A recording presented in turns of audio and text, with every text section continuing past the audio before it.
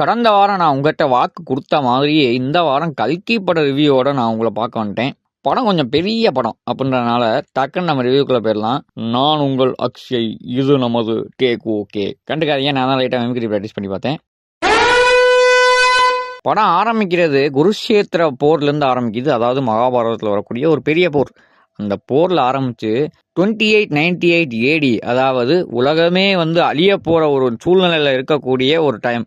அந்த டைம் வரைக்கும் ட்ராவல் பண்ணுறாங்க. ஆக்சுவலாக இந்த டைம் பீரியடை அவங்க ஒரு 10 செகண்ட்ஸ் 20 செகண்ட்ஸ் ஓப்பனிங் கார்ட்லேயே கன்வே பண்ணிடுறாங்க. அந்த காலத்துலேருந்து இந்த காலம் வரைக்கும் என்ன நடந்திருக்கு அப்படின்றத அதை சூப்பராக ஷார்ட்டாக பண்ண தெரிஞ்ச இவங்களுக்கு பிரபாஸோட தேவையில்லாத கேரக்டர் பில்டப்பு, இது திஷா பட்டானியோட தேவையில்லாத ரோலு, இதெல்லாம் ஏன் கட் பண்ண தெரியலன்ற ஒரு கேள்வி நமக்கு வருது. பட் அதை நம்ம மன்னிச்சு விட்ருவோம். ஏன்னா படத்தில் டெக்னிக்கலாக எல்லாருமே 5 ஸ்டாருக்கு 5.5 ஸ்டார் வாங்கியிருக்காங்கன்னு சொல்லி ஆகணும். ஃபர்ஸ்ட் சீன்ல இருந்து விஎஃப்எக்ஸ் அப்படி இருக்குங்க, செம்மையா இருந்துச்சு. ஐ மீன் ஹாலிவுட் லெவலுக்கு இருந்துச்சு. படத்துல விஎஃப்எக்ஸ் டீமும் எடிட்டிங் டீமும் டிஐ டீமும் காஸ்டியூம் டீமும் அவங்களோட உழைப்பை தாண்டி எக்ஸ்ட்ரா எஃபர்ட் போட்டிருக்காங்கன்றது கண்ணு முன்னாடி தெரியுது. நம்ம சனா அப்பப்போ வந்து போறாப்ல, ஆனால் நம்ம எதிர்பார்த்த அளவுக்கு அந்த மியூசிக் நமக்கு ஒர்க் ஆகலன்னு தான் சொல்லி ஆகணும். அந்த கிருஷ்ணர் வர ஒரு சீன்ல மியூசிக் சூப்பரா பொருந்துச்சு. ஆனா மற்றபடி படத்துல பெருசா மியூசிக் வச்சு சீனை தூக்குன மாதிரி எனக்கு எந்த சீனும் ஞாபகம் வர மாட்டேங்குது. படத்துல காமெடி சத்தியம் ஒட்டவே இல்லை.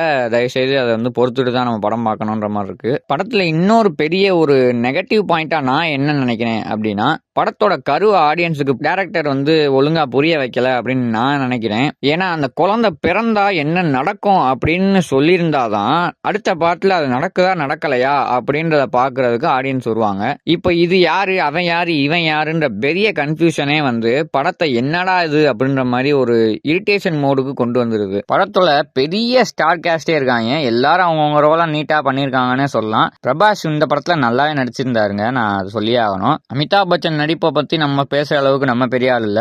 தீபிகா படுகோன் வர்றாங்க, நல்லா இருக்காங்க பார்க்க. படத்துல பெருசா அவங்களுக்குன்னு ஸ்கோரிங் சீன்ஸ் எதுவும் இப்போதைக்கு வைக்கல. இதை தவிர பல கேமியோக்கள் படத்துக்குள்ள வந்து போறாங்க. திஷா பட்டானியே கேமியோன்னு தான் நினைக்கிறேன் நானு. ஆண்டவரை விட்டுட்டேன்னு கோச்சுக்கிறாதீங்க, அடுத்து வரேங்க. படத்துல முக்கியமான ஒரு கேரக்டரா நம்ம ஆண்டவர் பண்ணியிருக்காரு, நல்லாவே பண்ணியிருக்காரு. பார்க்கவும் ஒரு டிஃபரெண்டா இருந்துச்சு, ஒரு வில்லனிசமாவும் இருந்துச்சு, ஒத்துக்கிட்டு தான் ஆகணும். மற்றபடி இந்த படத்துல குறிப்பிட்டு சொல்ற மாதிரி பெருசா எதுவும் இல்லைன்னு தான் சொல்லி ஆகணும். தியேட்டர்ல பார்க்கலாம் கண்டிப்பா. ஆனா டிவிலயோ ஓடிடிலயோ பாத்தீங்கன்னா உங்களால ஒரே ஸ்ட்ரெச்சில் இந்த படத்தை பொறுமையா பார்க்க முடியுமான்னு எனக்கு தெரியல. அங்கங்க கொஞ்சம் லேக் ஆகிற சீன்ஸையும் பில்டப் சீன்ஸையும் கட் பண்ணியிருந்தா படம் கிறிஸ்பா முடிச்சிருக்கலாம் அப்படின்றது என்னோட கருத்து. இதே மாதிரி அடுத்த வாரம் வெள்ளிக்கிழமை ஒரு படத்தோட வரேன். அது வரைக்கும் ஸ்டே டியூன்ட். மறக்காம லைக் பண்ணுங்க, ஷேர் பண்ணுங்க, சப்ஸ்கிரைப் பண்ணிருங்க. அந்த பெல் பட்டனை கிளிக் பண்ணி நோட்டிபிகேஷன் ஆன் பண்ணிக்கோங்க.